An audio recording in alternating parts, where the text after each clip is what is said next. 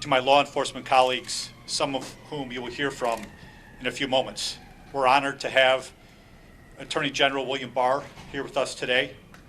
From the ATF, we have Acting Director Regina Lombardo and the Special Agent in Charge here in Chicago, Kristen Detinio, is here as well. We also have from the FBI, Deputy Director Dave Bowditch. We also have the Special Agent in Charge of the FBI here in Chicago, Emerson Bowie, present as well. From the DEA, Special Agent in Charge Robert Bell is present. And from the U.S. Marshal Service, we have Chief Deputy U.S. Marshal David Gellerman and Chief Inspector Diego Grimaldo. Also up here with me are two other United States attorneys. We have my counterpart from the Northern District of Illinois, Tom Kirsch. Tom's office and my office, we work together frequently on combating illegal trafficking of firearms across our common border between Indiana and Illinois. And finally, my colleague, Justin Herdman, who's the U.S. Attorney in Cleveland, the Northern District of Ohio. He's here, and he's quarterbacking the Department of Justice's nationwide efforts on Operation Legend. We're here today to discuss a critically important topic, violent crime in Chicago. As Attorney General Barr has made clear, the most basic responsibility of government is to protect the safety of our citizens. For those of us in law enforcement, our top priority is to keep people safe. For much of this year, Chicago and many other cities have experienced significant, unacceptable, and in many instances, staggering spikes in homicides, shootings, and other violent crime. In response, the Attorney General launched Operation Legend, a systematic and coordinated law enforcement initiative in which federal law enforcement agencies work with state and local law enforcement departments to fight these crimes. In Chicago, we are fortunate to have one of the finest police departments in the country, the Chicago Police Department. The brave men and women in uniform have worked tirelessly to protect the citizens of Chicago. The goal of Operation Legend is to reinforce and to accelerate their efforts to reduce violent crime. The Attorney General has endeavored to do so by sending additional federal resources to Chicago, including a substantial number of agents from the ATF, FBI, DEA, and the United States Marshal Service. The Department of Homeland Security Investigation also committed additional agents. Since that time, about 7 weeks ago, when Operation Legend began in Chicago on July 22nd, my office and our federal and local partners have worked together to investigate and to prosecute the individuals who are driving the violence in Chicago, the trigger pullers, drug traffickers, carjackers, and critically, those individuals who illegally possess, use, and traffic firearms. Fortunately, the significant investment of resources under Operation Legend has had an immediate impact on reducing homicides and shootings in Chicago. And the Attorney General will speak about that in a few moments. But even with the success of Operation Legend to date, much work remains to be done. The level of violence in Chicago remains far too high, and it can be demoralizing. Many children have been senselessly killed and injured. And while there are many things that need to be done to help Chicago's violent crime problem, one thing that all rational people can agree upon is that violent offenders need to be held accountable for their crimes. Enforcing the rule of law and holding these offenders accountable are essential components of every reasonable strategy to ensure public safety in Chicago, and it is the backbone of Operation Legend. And with that, it is my honor to introduce Attorney General William Barr. Thank you, John, and good morning, everybody. Thank you for coming this morning. I'm pleased to be in Chicago to address the most significant threat facing this city. The explosion of violent crime, particularly homicides in Chicago earlier this year, threatened not only safety, but this city's way of life. The federal government responded with Operation Legend, one of the most significant federal law enforcement operations in recent years. We have dedicated hundreds of federal government's best investigators, analysts, fugitive trackers, and other experts to work with our state and local colleagues in law enforcement here in Chicago to help get violent criminals off the streets. And I am pleased to report that Operation Legend is working. Crime is down and order is being restored to this great American city. Operation Legend is a vivid illustration of what dedicated law enforcement officers at all levels of government can do to keep people safe. Unfortunately, too many people in too many cities insist on denigrating, demonizing, defunding police. Just yesterday, the police chief in Rochester, New York, decided to retire rather than to stand by while the character of his police force was attacked. Seattle's police chief made a similar decision last month after the city council decided to cut the budget of her department. Other cities, including New York, Baltimore, Los Angeles, and San Francisco, have recklessly slashed police funding at a time when their residents need protection more than ever. This is a misguided and short-sighted policy, and I fear the costs will be devastating. There is no harder job in America today, and I think no more noble job than serving as a police officer. And on behalf of the Department of Justice, I want to thank all of those in Chicago and beyond who protect and serve. The increase in violence that has plagued Chicago and other cities is what prompted the department to launch Operation Legend 2 months ago in Kansas City, Missouri. The operation is named for Legend Taliaferro, a 4-year-old Kansas City boy shot and killed while asleep in his bed. The purpose of the operation is to make clear that his life mattered, his name should be remembered, and other innocent victims like him, including the 8-year-old girl killed in Chicago on Labor Day, should not suffer such senseless deaths. After starting in Kansas City, Operation Legend expanded to Chicago 2 weeks later and is now active in 9 major cities. As part of the operation, the federal government has dispatched over 1,000 of our most skilled agents to help state and local law enforcement fight violent crime. Over the past 2 months, federal agents involved in Operation Legend have made more than 2,500 arrests, many for violent crimes, including homicide and sexual assault. One of these arrests came on August 13th, when Kansas City police, with the support of the FBI and the U.S. Marshals, arrested the suspected murderer of Legend Taliaferro, the 4-year-old boy who inspired the operation's name. In addition to those arrested, the 2,500 arrests I've mentioned, federal prosecutors have brought federal criminal charges against 600 defendants through Operation Legend. Bringing federal charges is significant because defendants arrested for violent crimes are often detained before trial, unlike state defendants who are too often released. In addition, federal defendants will face serious sentences if convicted, with a real possibility of long-term imprisonment at the Bureau of Prisons facility out of state. Knowing that, many of the arrestees cooperate with the government and lead to even more violent offenders, such as leaders of gangs or drug organizations. In short, the basic premise of Operation Legend is that by taking chronic violent criminals off the street, we will force crime rates down, and the strategy is working. Here are a few examples.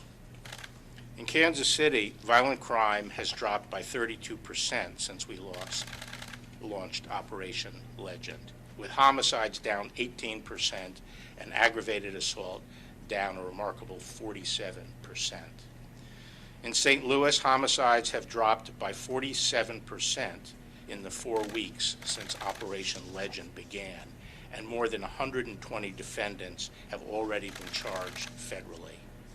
In Detroit, homicides have dropped more than 25%, and non-fatal shootings have dropped by more than 35% in the 7 weeks of Operation Legend in that city. In Memphis, homicides in August dropped by nearly 27%, and U.S. Marshals arrested 47 persons wanted for homicide. In Milwaukee, non-fatal shootings have dropped by 25% in the 5 weeks since the operation began. Operation Legend's success is perhaps most dramatic here in Chicago. When the operation was announced on July 22nd, homicides in the city were up 51% over 2019. Over the previous weekend, more than 60 people had been shot in Chicago, with over a dozen fatalities. Other violent crime, including looting and rioting, was increasing also. And the signs pointed toward the problem getting even worse, with the campaign to demonize and defund the police gaining traction, and criminals increasingly believing that they could operate with impunity. What we committed to Chicago in connection with Operation Legend were 400 federal agents, over $9 million of grant money to the police under our COPS program, which allowed the police to bring in 75 more positions, and $3.5 million in technical assistance to support the expanded anti-crime operations. Together, federal, state, and local law enforcement in Chicago, working as part of Operation Legend and our joint task forces, have reversed that dangerous spike in violence. Federal agents and deputy U.S. Marshals, along with state and local task force officers, have made more than 500 arrests, many for violent crime like homicide, sexual assault, and robbery. And federal prosecutors have charged, federal charges, 124 defendants, including 90 with firearms-related charges and 30 with drug trafficking-related charges. Many of those defendants are now detained pending trial rather than causing harm on the streets. The results of those actions speak for themselves. Over the first 5 weeks of Operation Legend in Chicago, murders dropped by 50% over the previous 5 weeks. August ultimately saw a 45% decrease in murders compared to July, and a 35% decrease compared to June. In fact, Chicago in August saw the lowest number of murders at any time since April. The bottom line is that Operation Legend has played a critical role in cutting Chicago's murder rate roughly in half since before the operation. This progress has come at a price. Tragically, an officer in Cleveland who was participated in Operation Legend was killed in the line of duty on his first day with Operation Legend. He was an experienced detective who had volunteered for the program, and he was investigating gangs, particularly those involved in drug trafficking. His sacrifice is a reminder that it takes a special kind of courage to sign up as a police officer. All of us mourn his loss, and we will carry on his legacy by continuing the good work in Operation Legend, not only in Cleveland, but here in Chicago and beyond. I thank the state and local law enforcement partners here in the Chicago area who have helped make this operation successful, and I look forward to continuing to work together in the days ahead. Thank you.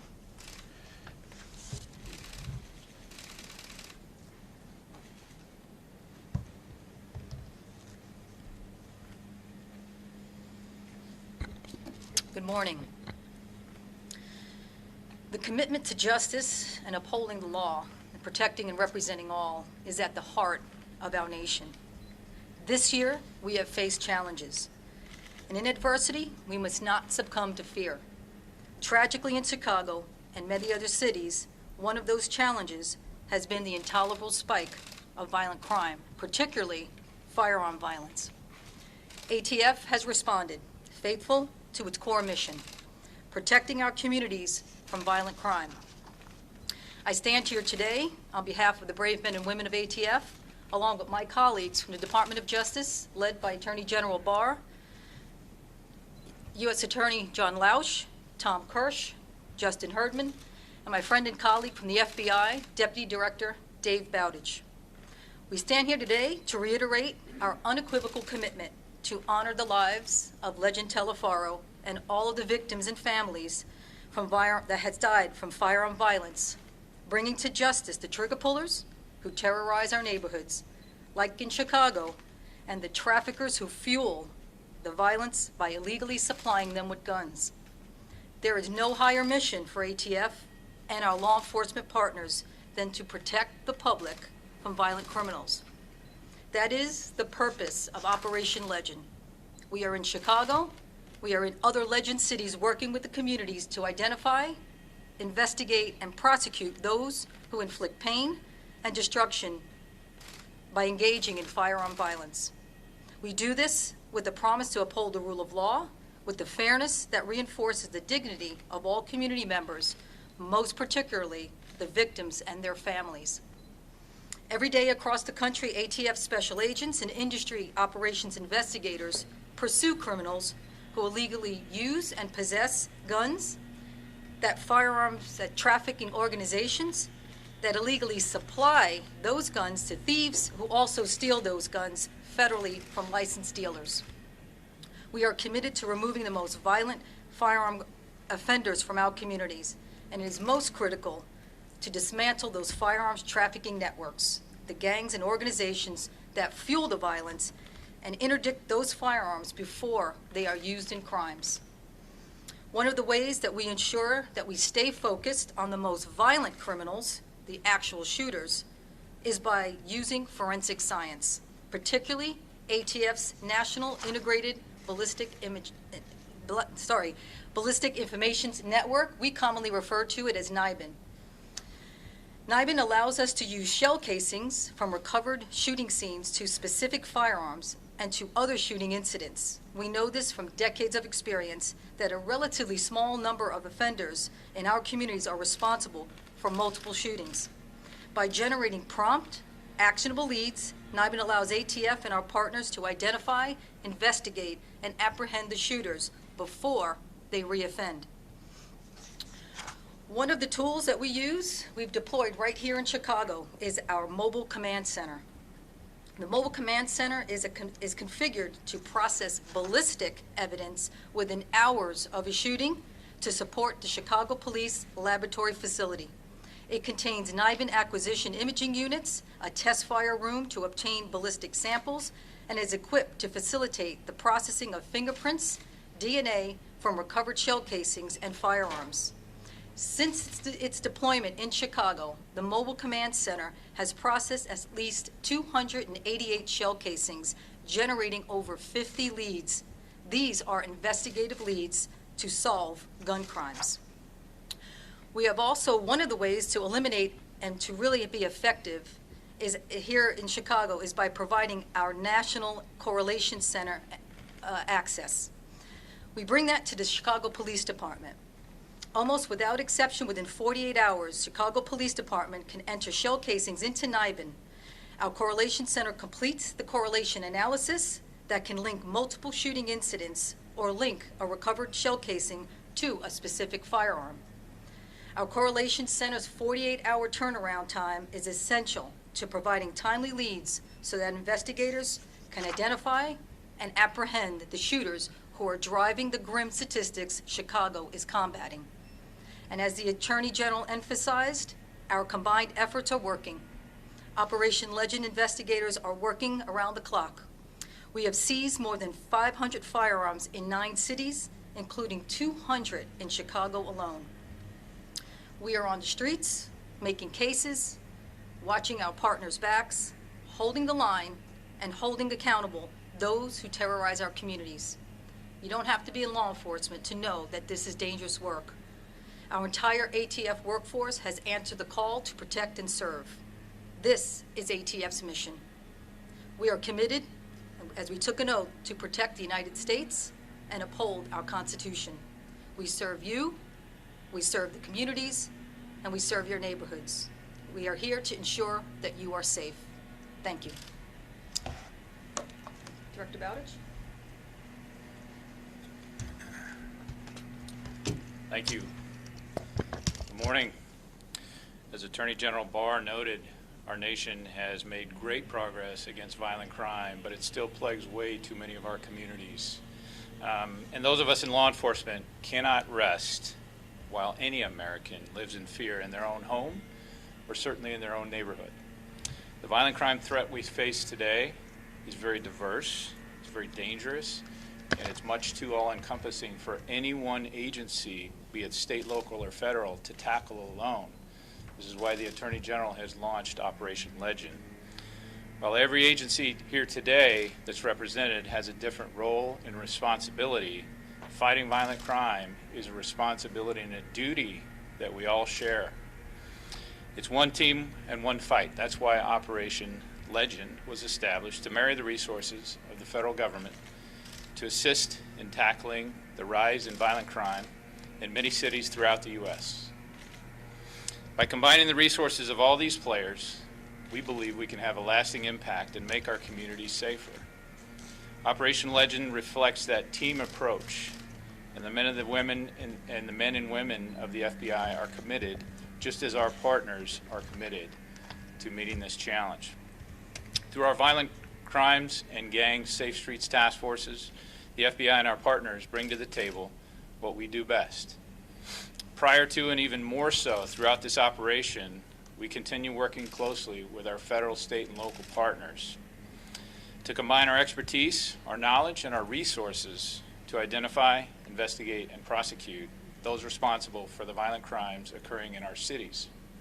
The FBI's focus is on targeting the overall leadership structure of our gangs and our criminal enterprises that drive the scourge of violent crimes in many of our communities.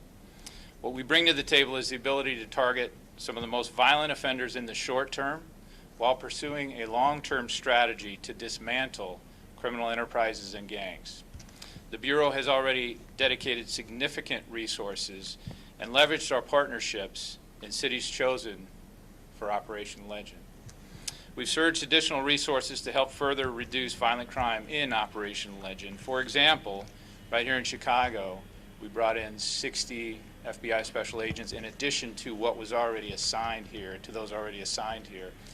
We also surged analytical resources and data exploitation personnel to help in those investigations. Many of these folks have left their own communities to come and work side by side with the FBI agents, the ATF agents, the Chicago Police Department, and other agencies that are here. They left their own families and their own homes because they want to help, and they want to be here to help Chicago in any way. We've done this to help investigate and take the worst offenders off the street, and with the hope that we can cripple some of these organizations out there. This effort includes agents, intelligence analysts, digital evidence experts, and personnel from field offices across the country, all working together to reduce violent crime, to keep people safe, and to find and stop dangerous criminals through law enforcement actions, digital forensics, mapping trends, tips, hotlines, digital billboards, social media, press releases, and the like. It's a true team effort which cannot be accomplished through the law enforcement partnerships alone. It also needs the hard work of the community, but I will tell you this, there are a lot of hard-working assistant United States attorneys throughout this country that are side by side with these investigators trying to help curtail the violence in many of these communities. And we're already seeing real results. Many of those have been discussed already, so I won't go through those. But we have had hundreds of cases, arrests, and seizures which have been made across the country in Op Legend already. Last week alone, in between August 31st and September 7th, the FBI alone opened 50 cases. We made 18 arrests and recovered 46 weapons. That's in 1 week. Investigating violent crime is a 24/7, 365-day-a-year job that we do not take lightly. I am confident that with our partners working close together, we will continue to make progress against these violent crimes and progress that the American people, both expect, but more importantly, that progress that they deserve. So I want to talk now to those who are responsible for the violence. If you are responsible for the violence and you hear nothing else that's said, hear this. We will bring down the full weight of the federal government, and in our case, the FBI, to address your violent acts. If you are convicted in federal court, it's very unlikely you're going to walk in the front door and out the back. If you are convicted, federal time in court is 85% minimum time served. To the citizens of Chicago, the Attorney General has used the word will. If we accept this as status quo, that is not going to make any progress. If we have the will to pursue and endeavor throughout these challenges, I believe we can accomplish a lot. That will is being led by the Attorney General and all the agencies here, but it also needs the will of the community. We're asking the citizens of Chicago to trust us, pick up the phone, and provide the information we need to help solve crimes of violence which are plaguing your communities and our communities. In short, we are trying to instill confidence in the system, and I'm asking you to trust us. And with that, I talked to you about tips. I'm going to leave you with a tip line.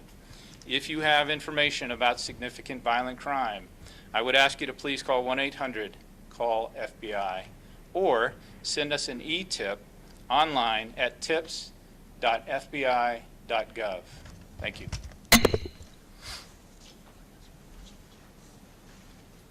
Okay, so we'll take some questions now. Mr. Attorney General, welcome to Chicago. Thank you. I wonder if you could comment on just two things. On September the 1st, President Trump said, and I'll read you a quote, he said, "We've already conducted more than 1,000 arrests in our first month in Chicago. Chicago was a total disaster with a radical left Democrat in charge."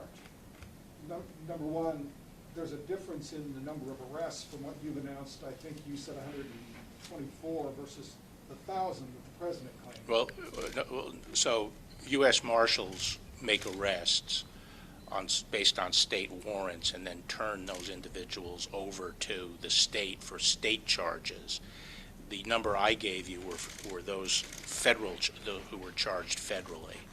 Do you share the president's view that the problems and violence in Chicago are related to the leadership of the city, the mayor, and the president has also singled out the governor of Illinois in making those comments? Well, I'm not going to comment on the specifics here in Illinois or Chicago in terms of the leadership, but I'll just say generally that I've observed the most important ingredients to maintaining safety and dealing with violent crime is a strong police force, a DA that is oriented toward taking violent offenders off the street, the backing of the law enforcement community by the political leaders, both the mayor and the governor.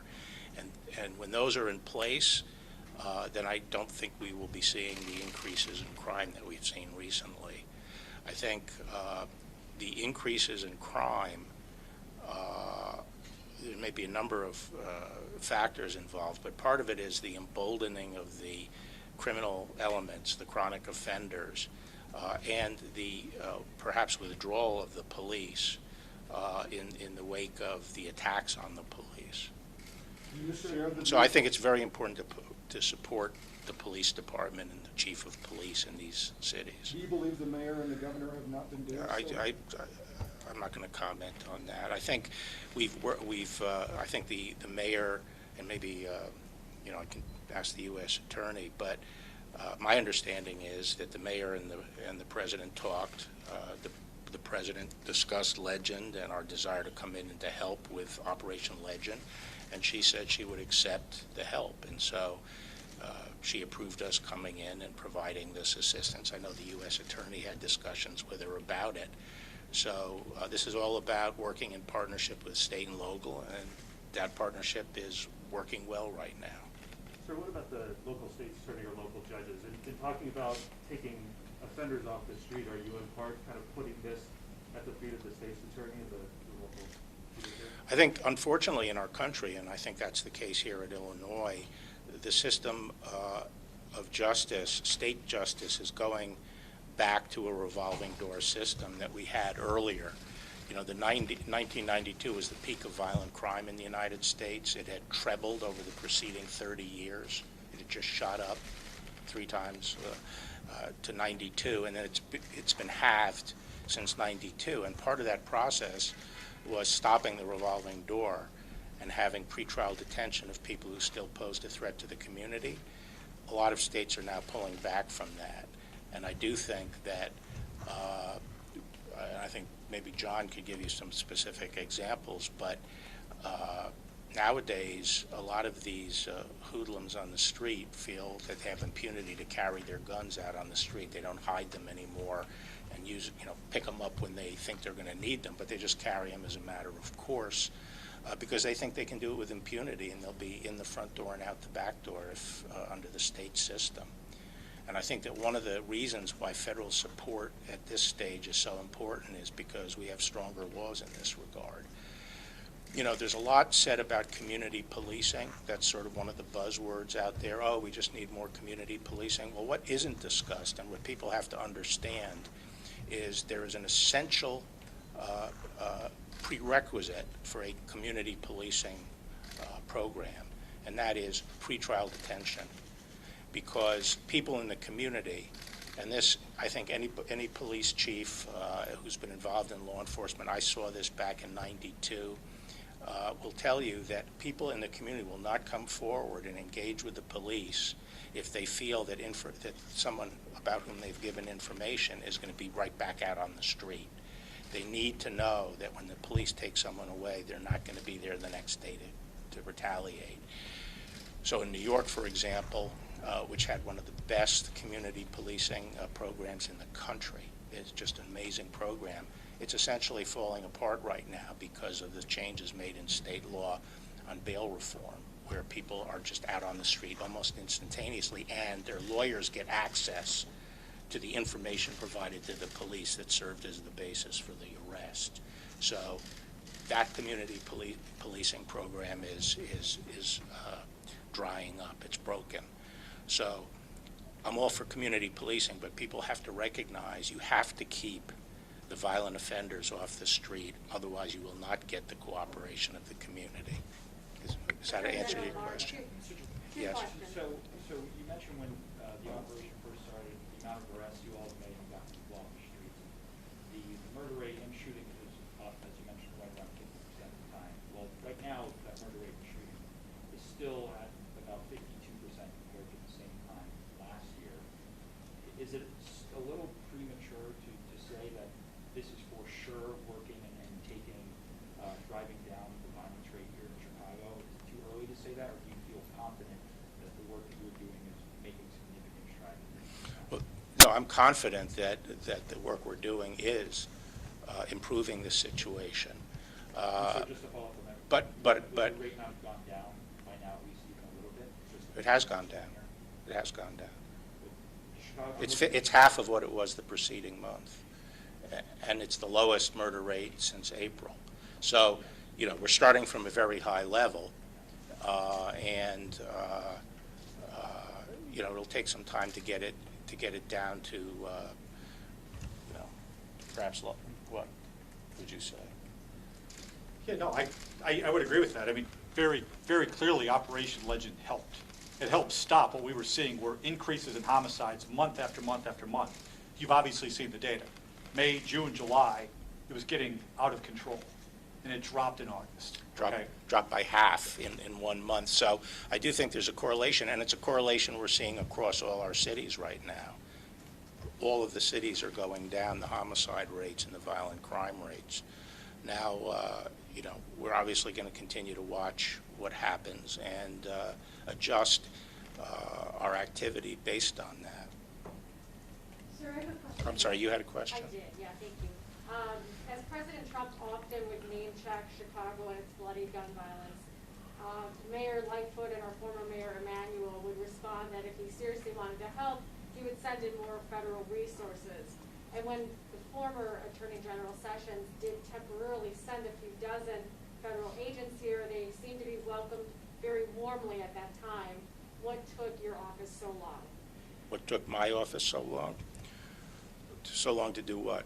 To to send. I described what the genesis of Legend was,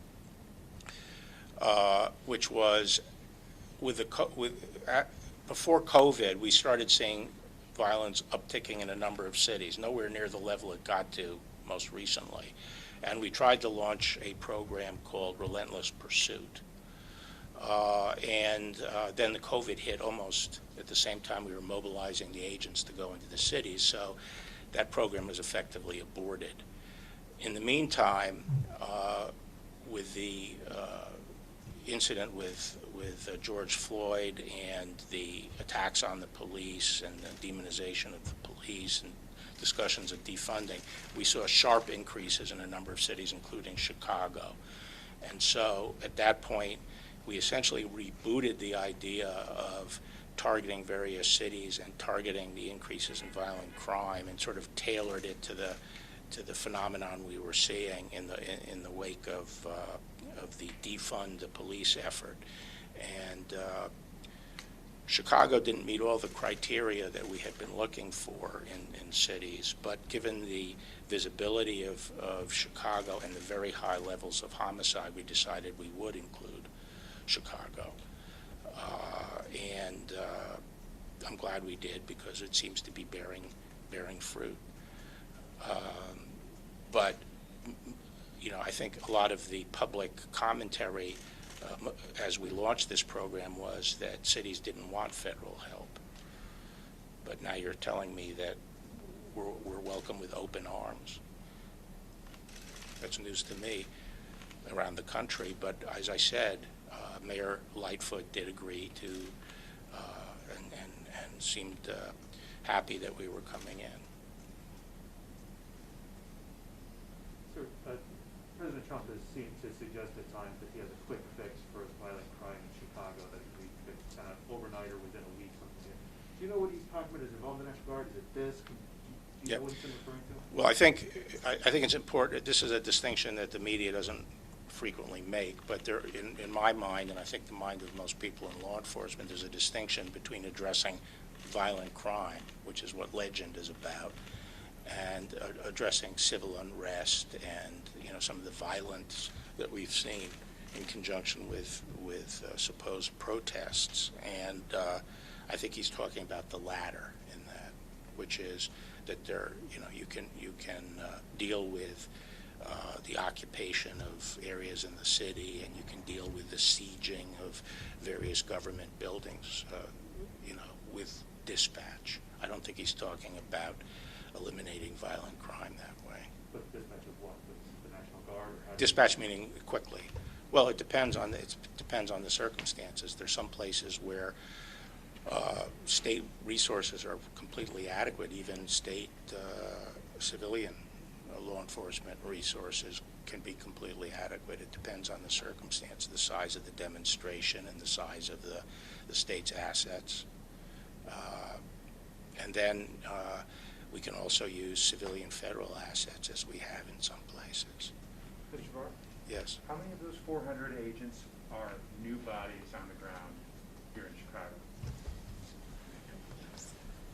So I would say we already have a large number of law enforcement working in Chicago. At a minimum, there were 100 new FBI, ATF, and DEA agents that came in. There were several dozen repurposed Homeland Security agents as well, and the same with the United States Marshal Service. So, it's hundreds of new people who came in to help and to work directly with the people that were already here beforehand. So 100. I think there were 200 new bodies of the 400, and the other 200 were repurposed from the other work they were doing and shifted to violent crime. Okay. So, Sir, Yes. sorry, my question is a little bit off topic. I apologize for that, but I need to ask about Ms. Carroll and how the president was acting in his official capacity when he denied knowing her, and also why the American taxpayers might be on the hook for any damages that could be awarded to her. Okay, so this has to do with something called the Westfall Act. That is an act that provides that when tort cases, state tort cases, are brought against government employees in the executive branch and in the legislative branch, and the tort was allegedly committed in the course of federal employment. The case can be certified for shifting to the federal courts, and the United States can be substituted as the responsible party. This has become somewhat routine to the extent that the certification process has been delegated to an attorney in the tort section of the Civil Division of the Justice Department.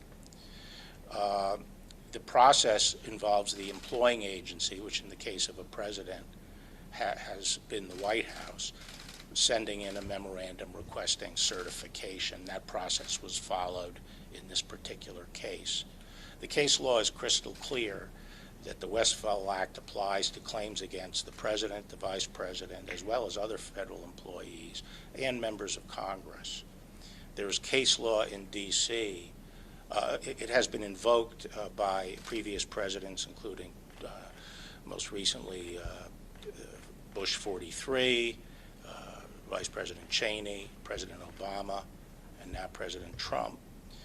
The case law is very clear, and there's a D.C. Circuit case called Ballinger on the topic that says that because we are a representative democracy, officials who are elected and answer press questions while they're in office, even if those questions relate to their personal activity and could bear upon their personal fitness, is in fact in the course of federal employment and can be therefore certified under the Westfall Act. The case in that situation was a congressman who was answering questions about why he had separated from his wife, and he was sued for defamation because of something he said in that answer. And so the court said that elected officials in our democracy, a representative democracy, when they're answering questions in office, even about personal affairs, any defamation claim is subject to Westfall. So this was a normal application of the law. The law is clear. It is done frequently, and the little tempest that's going on is largely because of the bizarre political environment in which we live, and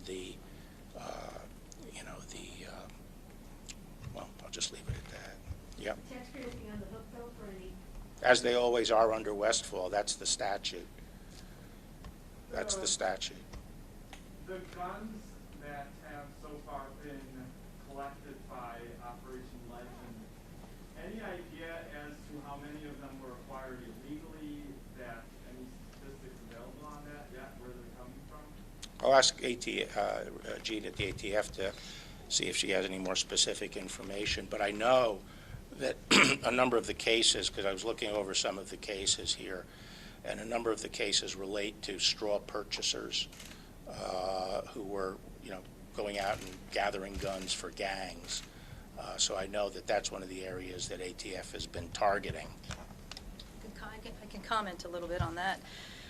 We look at the patterns of the trafficking factors.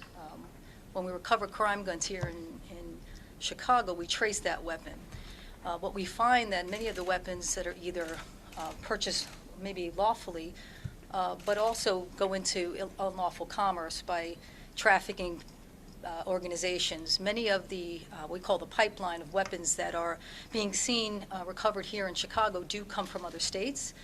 Some come from the Milwaukee area. Every state has a different source, but particularly for Chicago, we see a lot of that trafficking patterns. So we have what we call a trafficking group. We focus primarily on those in particular source states. To cut that pipeline down, when the firearms are recovered here, we trace them to the last known purchaser. The firearms trace gives us what we call from cradle to grave, where the firearm was purchased and where it ended up. And we try to fill in the blanks, and NIBIN kind of gives us the life of crime it led in between that time. So we do see we call straw purchasing, lying and trying, lying and buying. So those are all part of also part of our Project Guardian aspect, which is we're looking at going after those traffickers, particularly to cut that pipeline of weapons coming into Chicago. So that's what we're predominantly seeing. And that is also allowing us to put resources there in our source states, because I believe if we cut the pipeline of weapons, we would have what we call a little bit less of the use of those weapons. So that's what we're seeing primarily, is our trafficking groups are giving us that. So, follow-up question to that, are you surprised, I've read about how that you're actually tracking guns that have been used in specific crimes, and that are you surprised how active some of these guns have been in a short time period? Actually, that was something I was going to add to what Gina said, which is this NIBIN technology, which the ATF deploys and brings in extra resources with these mobile units, are amazing because they can take a shell and link a gun that was used in one crime to other crimes. And I think most police chiefs will tell you that in their city, they could tell you, sit down and make a list of the people who were responsible for most of the shooting. In their mind, they think that the suspects. And usually a relatively manageable group or a modest group is responsible for a disproportionate number of the shootings. So it doesn't surprise me that you can find a gun and then tie it to a lot of different shootings. I've seen this done, and it's really remarkable. And the NIBIN technology is a game changer for, in the old days, to take the chronic violent offenders off the street, you had to cast a broader net. Now you can figure out exactly who's doing the shooting. But if you have something. Yeah, I was going to add, we call that fishing with a spear as opposed to a net. Many times the shell casings, like something similar to this, are recovered on the street. So we take this shell casing, we put it through our NIBIN system. It makes a correlation. It's almost like a thumbprint, a fingerprint that you would do as a comparison. Our shell casings are compared to different shooting scenes as well as the actual firearms at this one shell casing, which is unique to each firearm. So that's really been a game changer for us. And putting all of that in a mobile unit right now here in Chicago is really what's been helping Chicago Police Department's laboratories, because we can do that now in a 48-hour turnaround time. Those leads that are coming out were generated. Investigators get that lead, and that's a lead to a potential homicide or an assault. We take those leads, we give it to our investigators, our Chicago Crime Gun Strike Force, and that's where we go to work.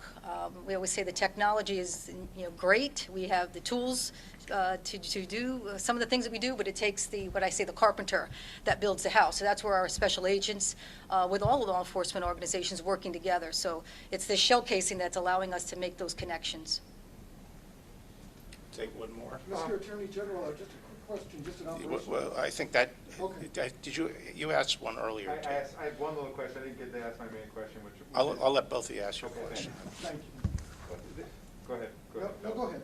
Okay, so we see big shifts month to month, up and down over the years. This is not something unusual.